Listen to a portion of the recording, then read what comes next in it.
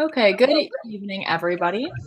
This is my group's presentation on rapid eating reduction by Alyssa Bone, Emma Jarvie, Mary Miller, Amanda Smith, and Amy Smith.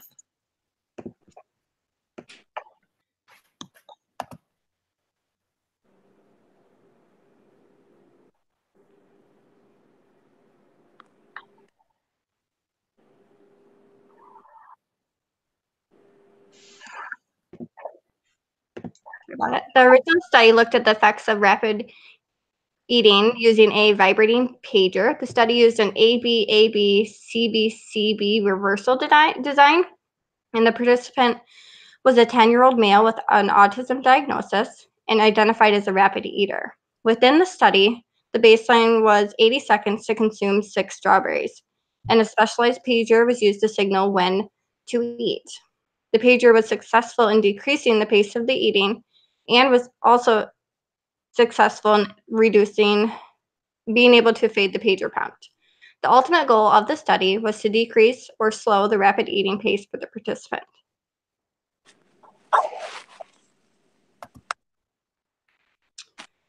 The purpose of this replication study is to also decrease the rapid eating amongst the participants. All participants of this study have self-identified as rapid eaters who are looking to reduce the rate of eating.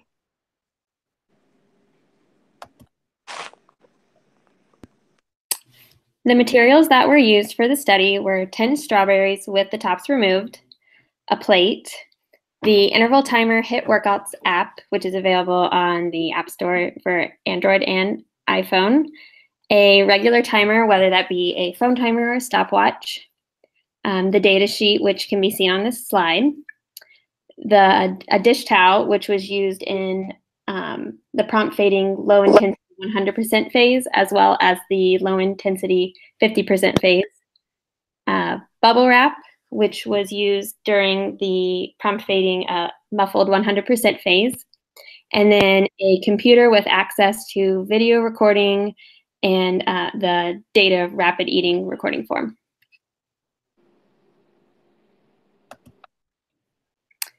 So for the behavior definition, rapid eating is defined as taking one bite every 12 seconds or less. An example of this would be continuous bites of food without pausing between bites, averaging one bite every 11 seconds. A non-example would be to place food into one's mouth without chewing or swallowing, or to spit the food out. The data collection system used was an ABAB-CB reversal design used to evaluate the effect of the tactile eating prompt on eating pace, and to compare the effect of fading the tactile prompt by intensity versus frequency. All right, so in the baseline phase, essentially what we did is we were seated at a table. We sat down with 10 whole strawberries without the stems and consumed them. This took place typically at a mealtime. The timer was started when the first bite of food was put in the participant's mouth, and then it was stopped once all the food had been consumed. The length of time taken to consume the serving of strawberries was recorded.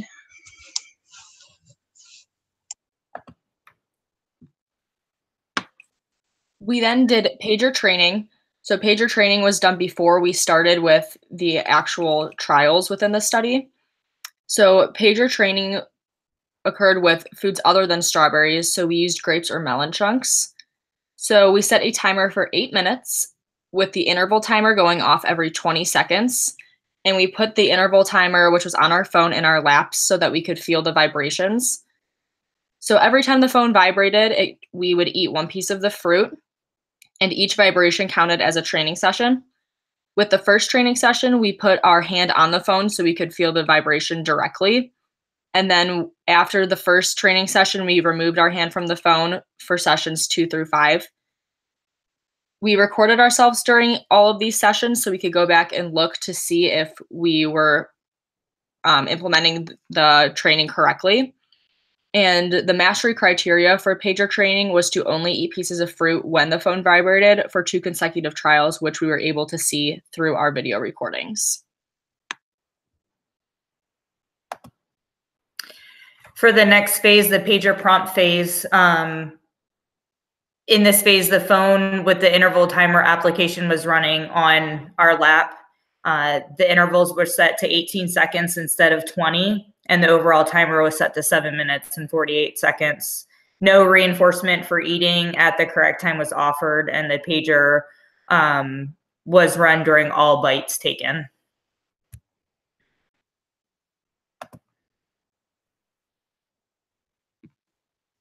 Then we went into prompt fading with low intensity 100%. So to make the vibration less intense, we put our phone on a layer of dish towel between our lap and the phone, just to make it a little less intense of a vibration. The interval timer was still set to 18-second intervals with an overall time of 7 minutes and 48 seconds. And the goal was to eat a strawberry every time there was a vibration.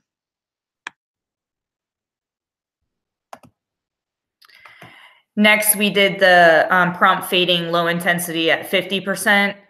And that's with the dish towel between the phone and the lap. The phone was on the lap for the entire eating session.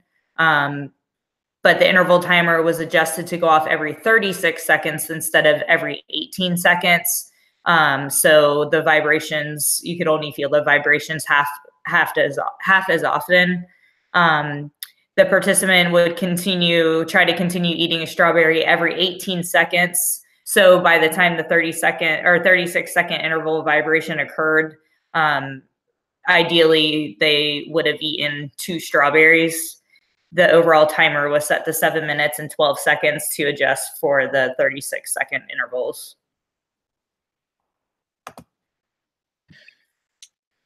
Then the phase became prompt fading muffled 100%.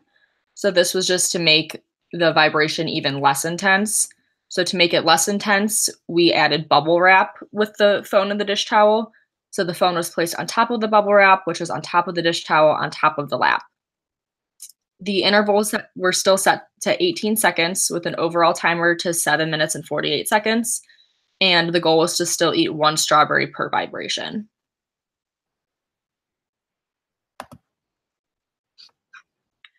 The last and final stage was no intensity, 0%. So the phone was still on our laps, but the interval timer with the vibrations was not set. So just an overall timer was set to still track the duration of the strawberry eating sessions.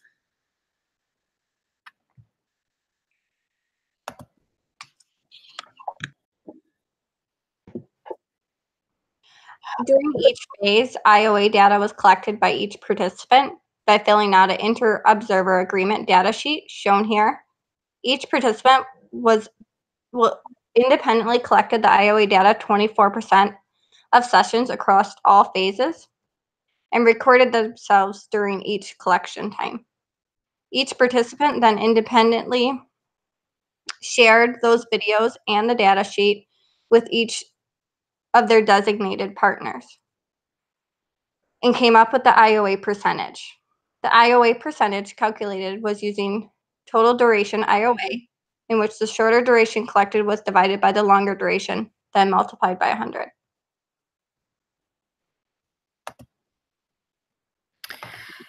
For the procedural fidelity checklist, the first was the baseline phase. So 10 whole strawberries with the stems removed were on a plate. The interval timer wasn't used. The timer started when the participant took the first bite of strawberry, and it ended when the last bite of strawberry swallowed. And then the total duration in seconds was recorded. For the next pager prompt phase, again, 10 strawberries. And the interval timer was set to vibrate every 18 seconds with it on the participant's lap. Timer started for the first bite and ended when the last bite was swallowed. The participant should have only taken a bite of strawberry when the timer vibrated, and then the total duration in seconds was recorded. For the low intensity 100% phase, again, 10 strawberries, and the interval timer was set to vibrate every 18 seconds with it on the participant's lap. However, this time with a layer of a dish towel, so on top of the dish towel. it would start with the first bite of strawberry and then end after the last bite was swallowed. Again, total duration in seconds was recorded.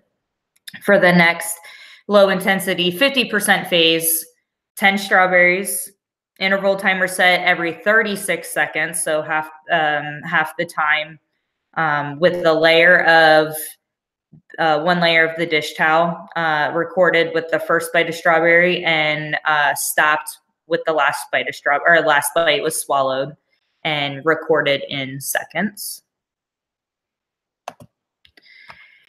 The next phase was the muffled intensity, 100%, 10 strawberries, interval timer set to go every 18 seconds, to vibrate every 18 seconds. This time with a layer of dish towel and one layer of bubble wrap. The timer would start with the first bite and end with when the last bite was swallowed, and recorded again in seconds. And then the last bite, or the last phase, was no intensity, 0% phase. So that's return to baseline. Again, 10 strawberries. This time the interval timer wasn't used. It was the duration in seconds was recorded with the first bite of strawberry and ended with when the last bite was swallowed.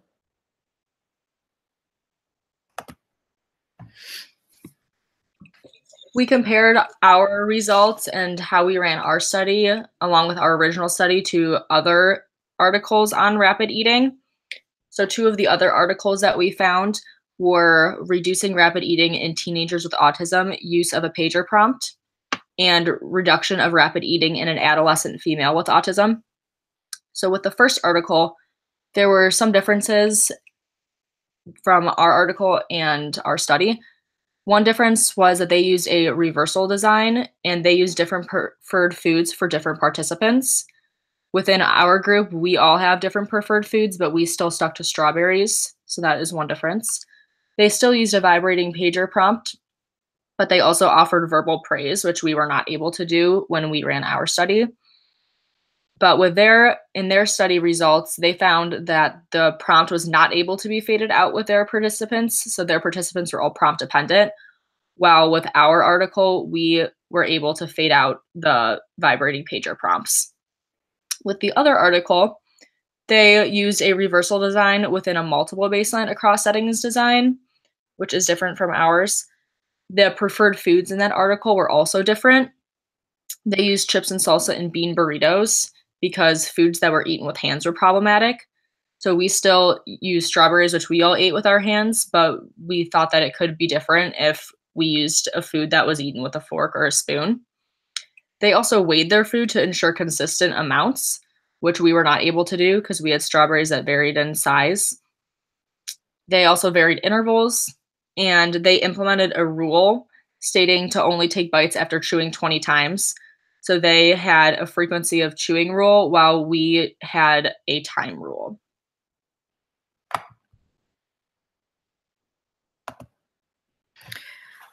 So this is my graph for my results. As you can see, my initial baseline is just a tad bit lower. As with my first pager prompt, it did slow down. That was probably the biggest difference. My second session, my baseline was at 116. And then my slowest time was 193 in the first pager prompt, session number 4. And you can see my results are pretty steady throughout. I did slow down at the final baseline to 154. So I guess between my first baseline and my last, I slowed down about 38 seconds. So it seemed to be pretty decent. Again, these are my results. Oops. These are my results for my sessions, starting from the first baseline and through each. And I kind of went over the numbers there. And then these are my averages and ranges for each phase of the study. All right, so this is my graph for my data from the study. As you can see, my baseline was pretty low duration. My baseline range was 87 seconds to 194 seconds, and that averaged about 5 seconds between bites. So I was definitely lower than what the number was that we needed to consider ourselves rapid eaters. In the pager prompt phase, there was a big increase in the duration of time it took me to eat the strawberries. And I pretty much maintained that over the rest of the phases. There were a few that were a little slower, or a little faster, I'm sorry. And then when we got back to the final phase, I went back to eating a little more quickly, but I still maintained a higher level or longer duration than in the original baseline. That last phase, I averaged about 16.8 seconds between bites. So that was above the rule for what we decided what made us a rapid eater.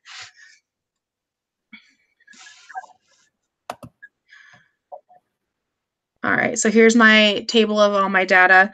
My shortest duration was 87 seconds, and my longest was 477 seconds. And the longest one was during a low intensity 100% phase.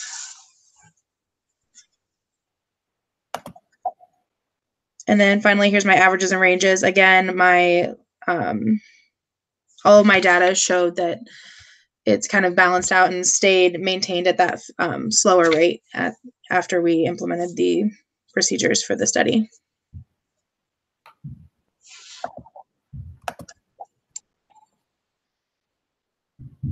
This is my results in graph form.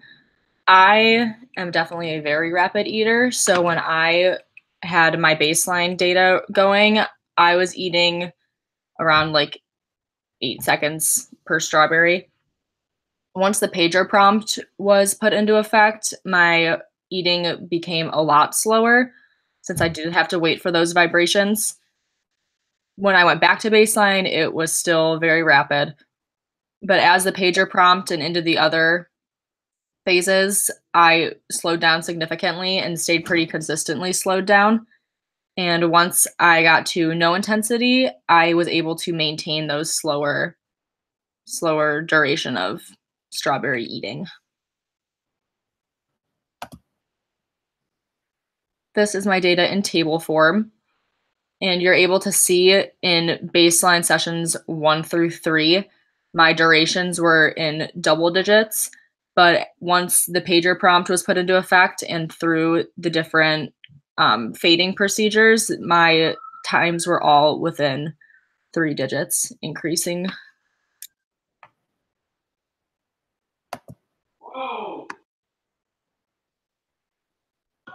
These are my averages. Sorry. These are my averages and ranges. So my baseline average was about 80 seconds, and then throughout the pager prompt implication and once it was removed, I was able to increase my average to 188.5 seconds for 10 strawberries.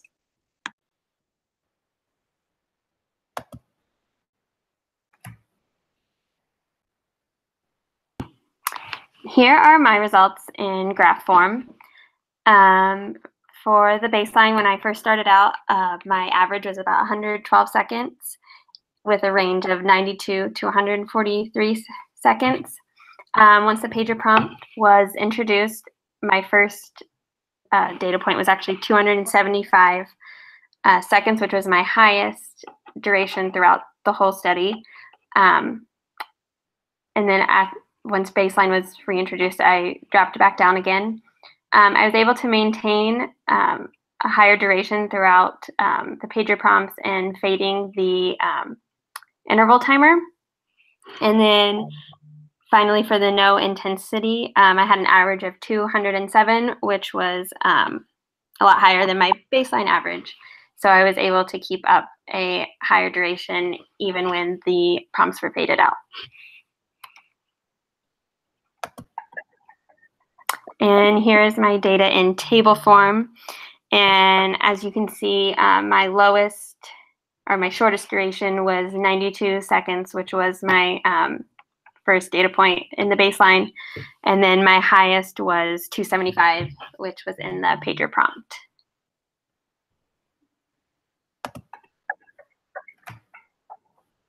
And then here's a list of my averages and ranges. And you can see baseline again was an average of 92 to 143.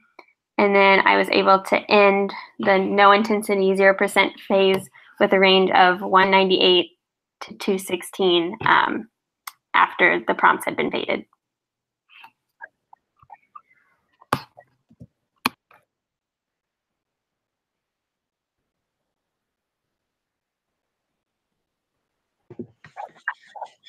You can see here my results for the replication study.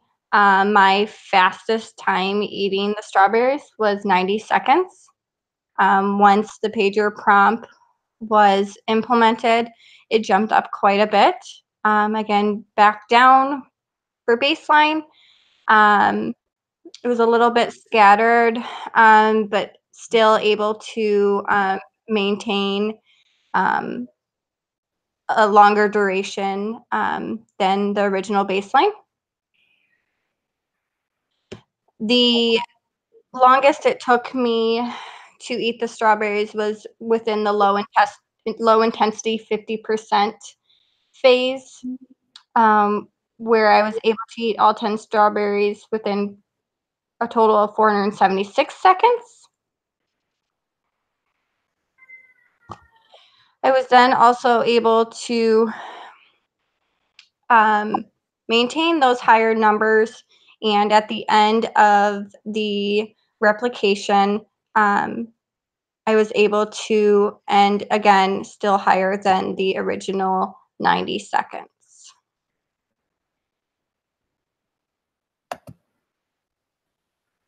Here you can show the table for my total duration of the time it took me to eat the 10 strawberries. Again, the longest time was within the low intensity 50% with a total of 476 seconds, and my lowest time of 90 seconds.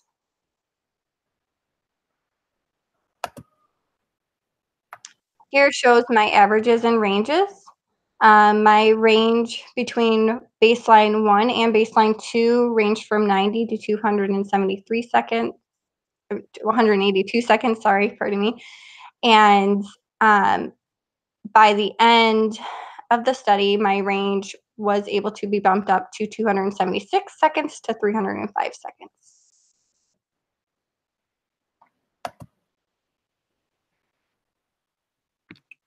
Here is a list of all of our IOA results. We all reviewed each other's videos so that there'd be a different perspective for each person. For my results, my lowest IOA percentage was 95.8, and my highest IOA percentage was 100%.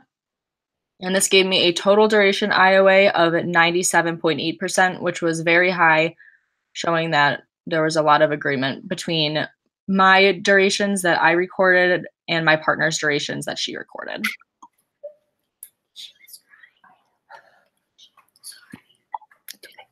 For my IOA, my lowest IOA was for session 3, which was 98.6%, which is still very high. And then my highest was in session 18, which is 99.6%, which gave me a total duration IOA of 99.9%, which is very good. So my partner and I were very close in our durations. My IOA results show that the lowest IOA percentage was 97.4%, and my highest being 100%. The total duration IOA was 97.4%. Again, it's still good. Shows that we had some discrepancies in the duration shown in the videos, but again, we still were able to maintain good IOA results. For my IOA, the lowest was 94.8% and the highest was 99.8%. And my total duration IOA was 99.6. When I was looking through all of it, the ones where we had a little bit of variation, it was only a matter of a second or two between when I had thought that I stopped and when my partner considered that. So we had really, really close data here. For my IOA, my lowest was 95.7 and my highest was 99.4 with a total duration of 98.2. So it was pretty high as well.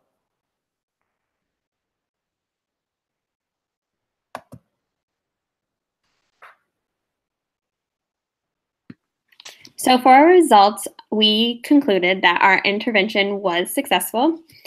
There was an increased duration for all participants of their time eating. Everyone was able to successfully fade out the interval timer amongst the phases. Every condition resulted in an increase in duration from baseline from every participant, so everyone was able to eat longer in that final phase. There was an increased duration was maintained in no intensity 0% condition, showing that there was experimental control. And all the participants didn't seem to be prompt dependent, since when the vibrating prompts were faded, everyone was able to keep an increased duration from the baseline. And then the results also showed that the vibrating interval app was a successful prompt for changing our behavior, because everyone was able to fade it out successfully, as well as maintain high durations while they ate.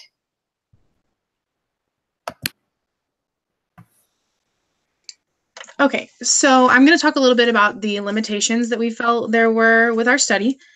The first thing we felt was a big limitation was that the strawberries were not a preferred food item for most of our group members.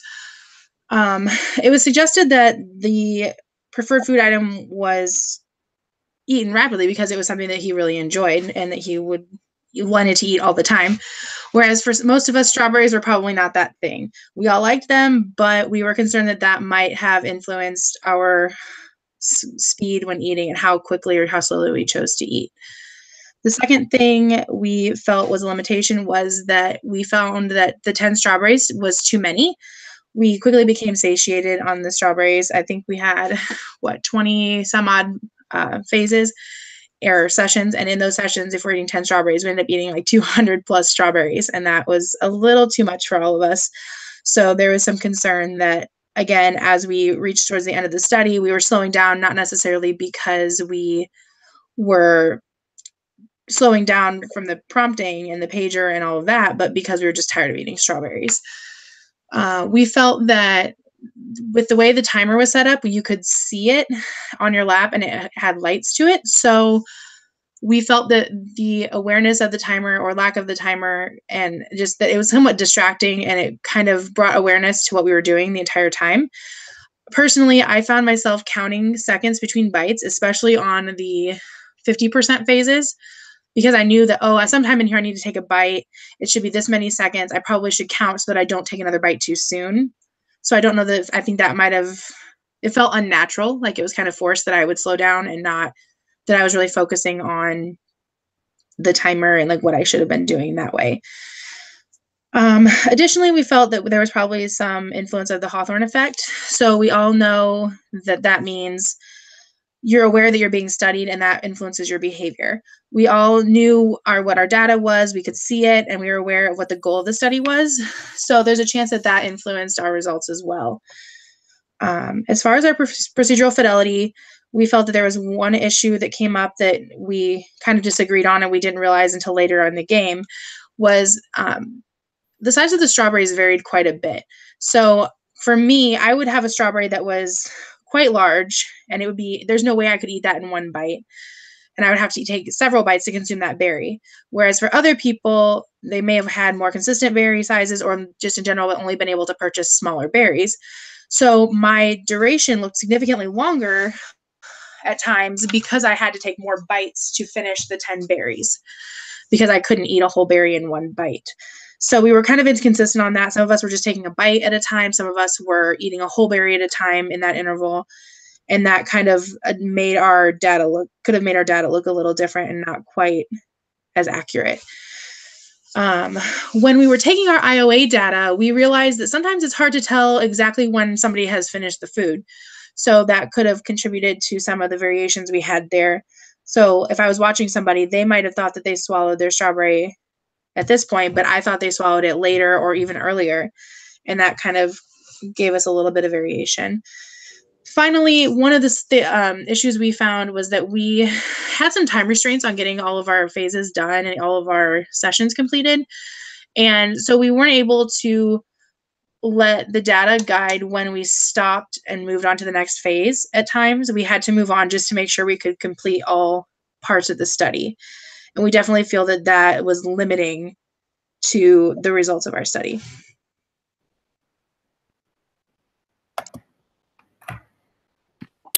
Here is everyone's contributions to the presentation, and this concludes the presentation.